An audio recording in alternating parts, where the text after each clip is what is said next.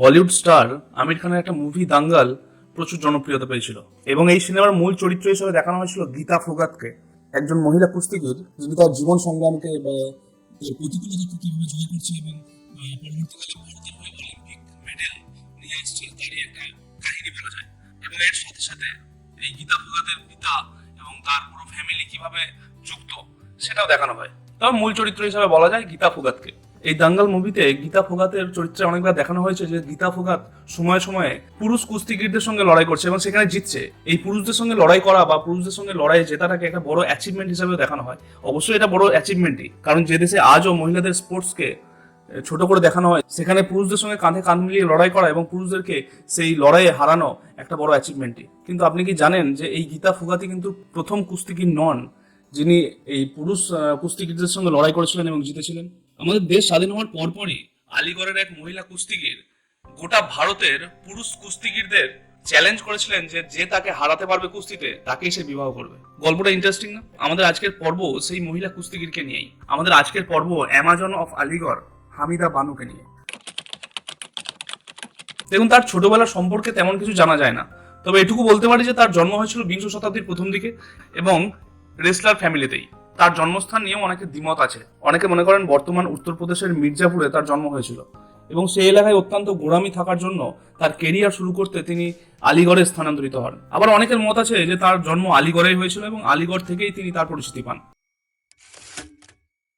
হামিদা বানু তার জীবনকালে প্রায় 320টি ম্যাচ খেলেছিলেন এবং সবগুলিতেই জয়লাভ করেছেন এবং এই 320টি ম্যাচের মধ্যে প্রায় বেশিরভাগই পুরুষদের বিরুদ্ধে ছিল। একবার ভাবুন, যে সময় রেসলিংকে মোটামুটি ভাবে পুরুষদের খেলা বলে বিবেচনা করা হতো সেই সময় সে পুরুষদেরকেই এই খেলায় পরাস্ত করছে। তবে বর্তমান কালে যেমন গীতা ফোগাতকে প্রচন্ড প্রশংসিত করা হয়েছে বা প্রচন্ড প্রশংসা পেয়েছে, তখনকার সময় কিন্তু তেমন ছিল না। হামিদা বানুকে কিন্তু কোনোভাবেই তখনকার দর্শকরা মেনে নিতে পারেনি। একটা কথা মাথায় রাখতে হবে, আমরা যে সময়টার কথা বলছি সেটা হলো 1930-এর দশক থেকে 1950-এর দশক। সেই সময় আমাদের দেশে ধর্মীয় গোঁড়ামি ছিল চরম পর্যায়ে এবং মুসলিমদের মধ্যে পর্দা প্রথার প্রচলন ছিল প্রচন্ড বেশি। হামিদা বানু এই কুস্তি খেলতে গিয়ে যে স্পোর্টস অ্যাটায়ার পরতো সেটাই অনেকে মেনে নিতে পারতো না। এর ফলে তার জয়ের পরও তাকে দর্শক আসন থেকে কটূক্তি করা হতো, তার দিকে পাথর ছোড়া হতো এবং তাকে সমাজ বিরোধী বলেও গালাগাল করা হতো। কিন্তু এত কিছুর পরও হামিদা বানু থেমে থাকেননি, তিনি কোনোভাবেই দমে যাননি। তিনি একের পর এক ম্যাচ জয়লাভ করেছেন এবং ধীরে ধীরে নিজের পরিচিতি তৈরি করেছেন। হামিদা বানু হয়ে ওঠার প্রথম ধাপ ছিল লাহোরের 1937 সালে ফিরোজ খানের বিরুদ্ধে ম্যাচ। 1937 ম্যাচে ফিরোজ খানকে হারিয়ে দেয় হামিদা বানু। ফিরোজ খান নিজেই বিস্মিত হয়ে যায় একজন মহিলা রেসলার তাকে কিভাবে হারাতে পারে। এই ম্যাচের কথা গোটা ভারতে ছড়িয়ে পড়ে। ধীরে ধীরে হামিদা বানু ব্র্যান্ড হামিদা বানু হয়ে ওঠে। তবে তার পথটা তারপরেও সহজ ছিল না।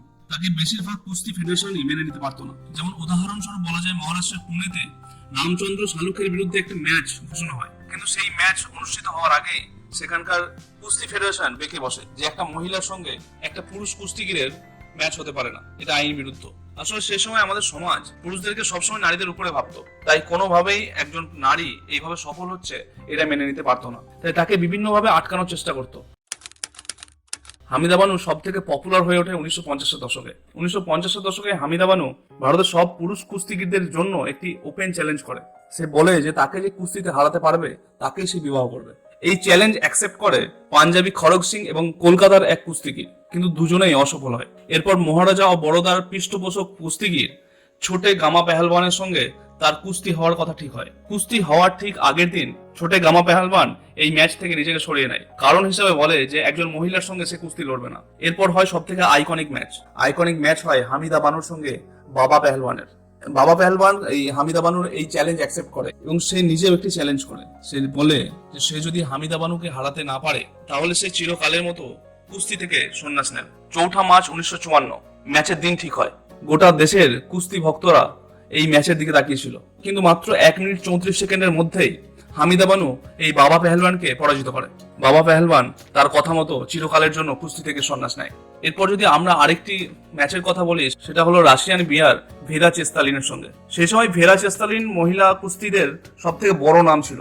তার সঙ্গে একটি ম্যাচ হয় হামিদা বানু 2 মিনিটেরও কম সময়ে তাকে পরাস্ত করে। আমরা একটা ইনসিডেন্টের কথা মিস করে যাচ্ছি। বোম্বে ক্রনিকালের রিপোর্ট অনুযায়ী 1944 সালে গঙ্গা পেহলওয়ানের সঙ্গে একটি ম্যাচ হওয়ার কথা ছিল হামিদা বানুর এবং সেটা দেখার জন্য স্টেডিয়ামে প্রায় 20,000 দর্শক উপস্থিত ছিল। ম্যাচ শুরুর ঠিক আগেই গঙ্গা পেহলওয়ান বেঁকে বসে সে অনেক বেশি টাকা দাবি করে এই ম্যাচ খেলার জন্য এবং আরো সময় দাবি করে এই ম্যাচ খেলার আগে প্র্যাকটিসের জন্য। এর ফলে ম্যাচটি রদ হয় এবং স্টেডিয়ামও ভাঙচুর করে দর্শকরা। এ থেকেই বোঝা যায় যে হামিদা বানুর জনপ্রিয়তা সেই সময় কতটা ছিল এবং তাকে দেখার জন্য দূর দূরান্ত থেকে লোকজন স্টেডিয়ামে ভিড় করত। ভেরা চেস্তালিনকে হারানোর পর নিউজ পেপারে তাকে অ্যামাজন অফ আলিগড় বলে সম্বোধন করা হয়। এক সংবাদপত্রের লেখক তার সম্বন্ধে লিখতে গিয়ে লিখেছেন যে তাকে দেখলেই অপোনেন্ট শিহরিত হতো, তোরে ত্রাস ছিল তার। 5 ফুট 3 ইঞ্চি লম্বা এবং 108 কেজি এই মহিলা কুস্তিগির রেসলিং রিংয়ে একটা বাঘিনীর মতো ঘোরাফেরা করতো। যদি তার লাইফস্টাইলের কথা বলেন, যে তার লাইফস্টাইল কিন্তু খুব সাধারণ ছিল। সে তার সারাদিনে 9 ঘন্টা ঘুমোতো এবং 6 ঘন্টা প্র্যাকটিস করতো। এটাই ছিল তার লাইফস্টাইল। ভেরা চেস্তালিনকে হারানোর পরপরই হামিদা ঘোষণা করেন যে তিনি ইউরোপে রেসলিং খেলতে যাবেন, কিন্তু দুর্ভাগ্যবশত সেটা আর হয়ে ওঠে না। তিনি তার ক্যারিয়ারের পিকে থাকতে থাকতেই কুস্তি ত্যাগ করেন। কেন ত্যাগ করেছিলেন তার নির্দিষ্ট কোনো ব্যাখ্যা বা কারণ পাওয়া যায় না, বা আরো প্রিসাইজ করলে বলা যায় যে সেই সময় তেমন কেউ খোঁজ করারও চেষ্টা করেনি কারণ কি ছিল। হামিদা বানুর গ্র্যান্ডসন ফিরোজ শেখের কথন অনুযায়ী তার ইউরোপ যাওয়ার বিরুদ্ধে ছিলেন এই হামিদার কোচ সালাম পেহলওয়ান। এমনকি সালাম পেহলওয়ান তার ইউরোপ যাওয়া আটকানোর জন্য তাকে লাঠি দিয়ে মারধর করেছিলেন সেই সময়। এর ফলে তার হাত পা ভেঙে যায়। এই কথনকে অনেকটা সাপোর্ট করেছিল হামিদা বানুর প্রতিবেশী রাহিল খান। তিনি বলেন এই ঘটনার পরপর প্রথম দিকে তো হামিদা বানু ঠিকভাবে দাঁড়াতেও পারতো না। পরবর্তীকালে হামিদা প্রায় বছর খানেক লাঠি ধরে ধরে চলতো।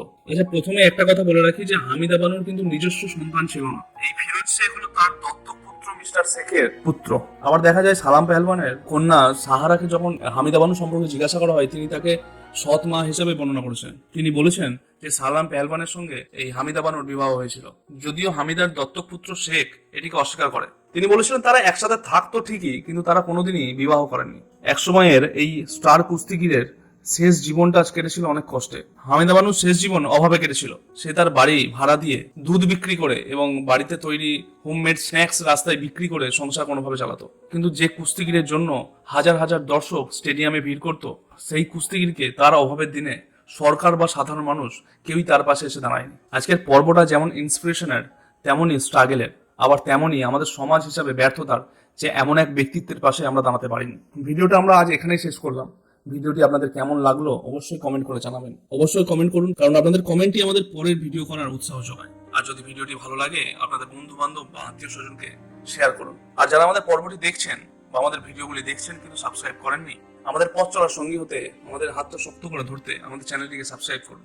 দেখা হচ্ছে আপনাদের সাথে পরের পর্বে অন্য কোনো গল্প নিয়ে, অন্য কোনো ঘটনা নিয়ে। ধন্যবাদ।